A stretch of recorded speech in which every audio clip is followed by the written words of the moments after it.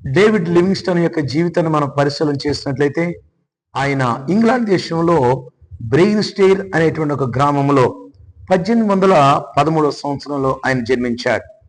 చిన్న ప్రాయములోనే ఆయన దేవుని నమ్ముకున్నాడు. యవన ప్రాయమునకు వచ్చేసరికి ఆయన మిషనరీగా వెళ్ళాలని ఉద్దేశించి ఆఫ్రికా దేశానికి మిషనరీగా వెళ్ళాడు. అయినప్పటికీ అంతవరకు ఎవరు కూడా మిషనరీగా వెళ్ళలేదు. అయితే ఆయన తర్వాత వివాహం చేసుకున్నాడు. తర్వాత అనేక మంది బిడ్డలు కలిగిన తర్వాత ఆఫ్రికా యొక్క వాతావరణం వారికి నచ్చనందువలన కుటుంబాన్ని వెనక్కి పంపివేశాడు. అయితే 5 సంవత్సరాల తర్వాత ఆయన మరలా తర్వాత ఇంటికి వెళ్ళినప్పుడు తన భార్య ఆయనను గుర్తుపట్టలేదు. ఎందుకంటే ఆయన ఒక అడవుల్లో ఆయన వెళుతూ ఉన్నటువంటి సందర్భంలో కన్నుకు ఒక ముళ్ళు కుచ్చుకొని కన్ను దెబ్బతింది. అంతేకాదు కానీ ఆయన